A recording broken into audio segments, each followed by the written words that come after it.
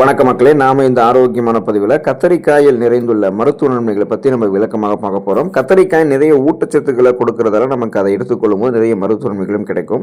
For example, ஒரு 100 gram கத்தரிக்காயில் போதுமான அளவுக்கு எனர்ஜி, கார்போஹைட்ரேட், நார் சத்து, சர்க்கரை, கொழுப்பு சத்துக்கள், இரும்பு சத்து, கால்சியம், மெக்னீசியம், துத்தநாகம், மேங்கனீஸ், பாஸ்பரஸ், பொட்டாசியம் இருக்குது. இது தவிர விட்டமின் சத்துக்களும் இருக்குது, தாதுக்களும் இருக்குது. இவை அனைத்தும் ஒன்று சேர்ந்து நமக்கு கிடைக்கக்கூடிய மருத்துவ நன்மைகளை பற்றி நம்ம விளக்கமாக பார்ப்போம். அதை பற்றி பார்க்கறதுக்கு முன்னாடி இந்த வீடியோக்கு மட்டும் ஒரு லைக் கொடுத்துட்டு இந்த தகவலை உங்களுக்கு தெரிஞ்சவங்களுக்கும் ஷேர் பண்ணிடுங்க. ஏன்னா இது அவங்களுக்கும் பயனுள்ளதாக இருக்கக்கூடிய ஒரு ஆரோக்கியமான பதிவு தான். இது போன்ற அப்டேட்ஸ்களை நீங்கள் தொடர்ந்து பார்க்கறதுக்கு நம்மளுடைய ஹெல்த் நியூஸ் தமிழ் சேனலை மறக்காம சப்ஸ்கிரைப் பண்ணி வச்சுக்கோங்க. பக்கத்தில் இருக்கக்கூடிய பெல் பட்டனையும் கிளிக் பண்ணி ஆல் அப்படின்ற ஆப்ஷனையும் செட் பண்ணி வச்சுக்கிட்டீங்க அப்படின்னா நாங்கள் போடக்கூடிய எல்லா அப்டேட்ஸும் உங்களுக்கு நோட்டிஃபிகேஷன் அடிக்கடி வந்து சேரும். சரிவாங்க மக்களை, இப்போ வீடியோக்குள்ள போயிடலாம். அஜீரண கோளாறுகள் நீங்கி போவதற்கு நீங்கள் கத்தரிக்காய் உங்களுடைய உணவுகளை எடுத்துக்கொள்ளலாம்.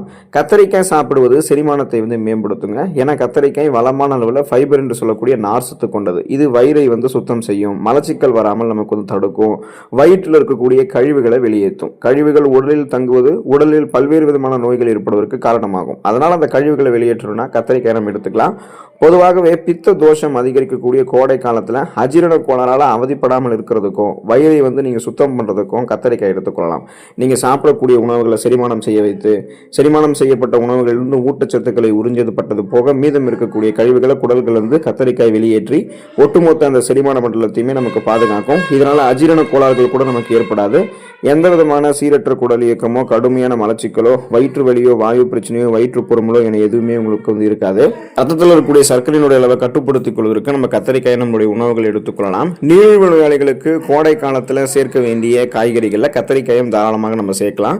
இது ரத்தத்தில் இருக்கக்கூடிய சர்க்கரையினுடைய அளவை கட்டுப்படுத்துவதற்கு உதவிகரமாக இருக்கும். கத்தரிக்காயில் வந்து நார் சத்து அதிகம். இது செரிமானத்தை வந்து மெதுவாக்கும், சர்க்கரை உறிஞ்சப்படுவதை குறைக்கும், பாலிஃபினால்கள் இன்சுலினுடைய சுரப்பை வந்து அதிகரிக்கும். இதனால ரத்தத்தில் சர்க்கரையினுடைய அளவு கட்டுக்குள்ள இருக்கும் அப்படின்றத குறிப்பிட்டிருக்காங்க. ஸோ வேர்ல்டு ஹெல்த் ஆர்கனைசேஷனோட ரெக்கமெண்ட் படி நார் சத்து இருந்திருக்கக்கூடிய உணவுகளாக இருக்கக்கூடிய இந்த முழு தானியங்கள், காய்கறிகள் இது எல்லாமே நீரிழிவு நோயை கட்டுப்படுத்துறதுக்கு உதவிகரமாக இருக்கும்.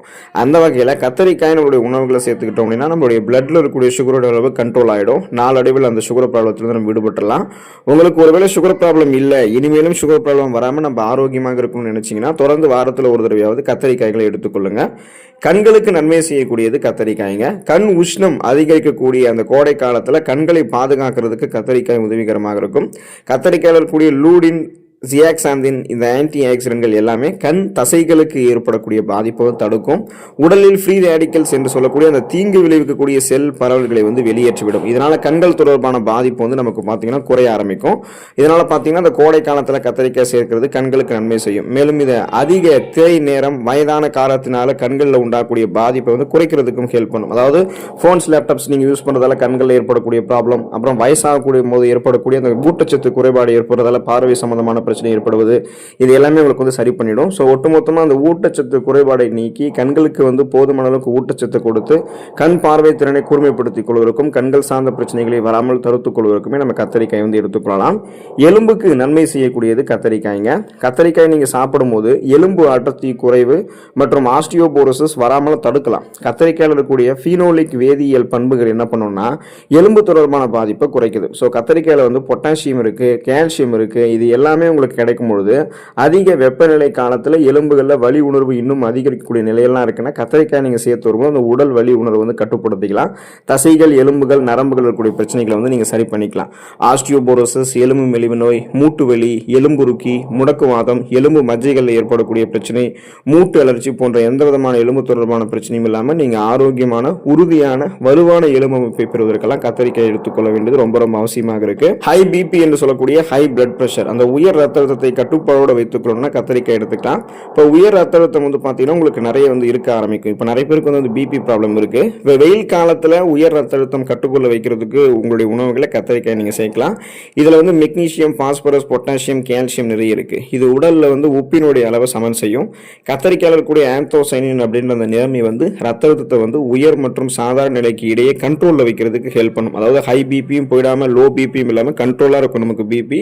இப்போ உயர் ரத்த அழுத்தம் கொண்டு இருக்கிறவங்க கத்தரிக்காய் தொடர்ந்து எடுத்துக்கொள்ளும் போது அவங்களுடைய நரம்புகள் இருக்கக்கூடிய இறுக்கங்கள் தளர்த்தப்பட்டு ரத்த ஓட்டம் போதுமான அளவுக்கு உடலெங்கும் பாயும், இதயத்துக்கும் ரத்த ஓட்டம் பாயும் போது இதயமும் ஆரோக்கியமாக இருக்கும். ஸோ அதனால தான் அந்த பிபியை கண்ட்ரோல் பண்ணுறது மூலமாக இதயமும் ஆரோக்கியமாக வைத்துக் கொள்வதற்கு, இதய தசைகளை எல்லாம் வலுப்படுத்திக்கிறதுக்கெல்லாம் கத்தரிக்காய் நம்ம எடுத்துக்கொள்ள வேண்டியது அவசியமாக இருக்கு.